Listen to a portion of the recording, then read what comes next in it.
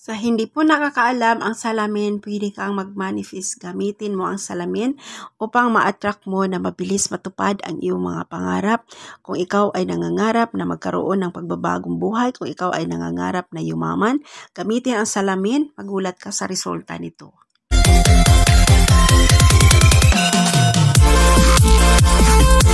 Pasok ng pera sa inyo at magiging tuloy-tuloy po yan.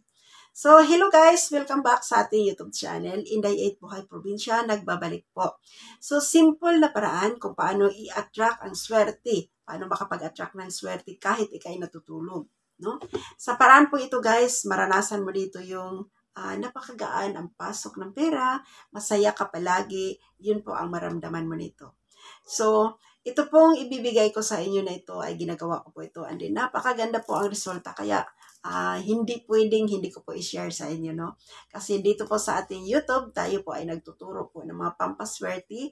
Ayan, para magkaroon ng mamotivate ang isang tao. Kasi po guys, habang may buhay, yung pangarap po natin pwedeng ibigay agad sa iyo. Yung iba naman, pwedeng long process po, no? Kaya, tuloy lamang. Kung sa ngayon hindi ka pa pinalad, huwag kang mawala ng pag-asa. Tuloy ang buhay, positive at magdasal palagi. Lagi natin tandaan guys, yung ating mahal na Panginoon po, nandiyan lang siya. Laging nakasubaybay at naghintay lamang yan kung humiling ka. Kasi ako'y naniniwala talaga, pag mayroon kang gusto, no, hilingin mo kay Lord. Parang kausapin mo si Lord na parang ama ba? Di ba po? Pag tayo po, humiling po tayo sa ating tatay, di ba po pinakinggan po tayo? Ganon din yun. So, ayan po guys. So, ngayon po, ang aking ibahagi sa inyo po ay simple lamang. No? Pagising mo sa umaga, kailangan lang magiging happy ka. Buksan mo yung mga bintana mo, labas ang malas, is papasukin ang swerte. Papasukin ang swerte, ilabas ang malas. Papasok ang swerte, pasok ang swerte. Ayan. Tuwing umaga mo yan gagawin and then humarap ka sa may salamin, mag-smile ka, kausapin mo yung sarili mo na ikaw ay magiging successful na tao. Napaka-effective niyan guys, kala nyo po, effective po yan. Tuwing umaga, humarap ka sa silangan, welcome mo muna yung swerte. Pagkatapos, humarap ka sa salamin and then kausapin mo, magtagumpay ako sa aking kahilingan, magtagumpay ako sa aking mga pangarap.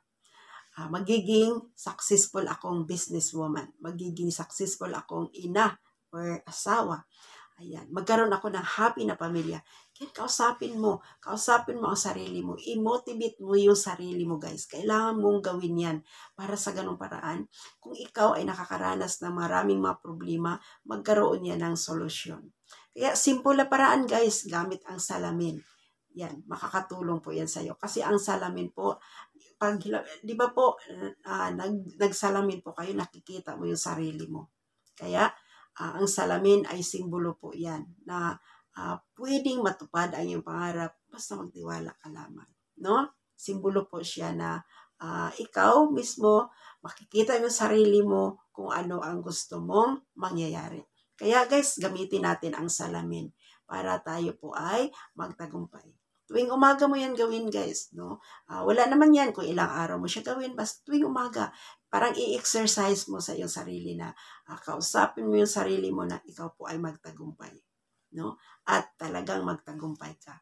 Ako guys, mayroon akong isang naalala, isang milyonaryo na ngayon, no? Dati nung maliit siya, nangarap lamang siya guys na magkaroon siya ng maraming mall. Ngayon po, dumating na po ang time na siya po ay nagiging milyonaryo. Bilyonaryo pa, no? And then, ang ginawa lamang niya noon, positive siya. Bata pa siya, pero nagkaroon po siya ng talagang grabe yung isip niya. Mag-isip siya na talagang mangyayari yan sa akin, darating sa akin yan. So, nangyayari. Kaya guys, ay ito pong tips na ito, tuwing umaga mo gawin, parang i-exercise ito na yung sarili mo, i-exercise mo yan na ma-attract mo yung resulta na gusto mo.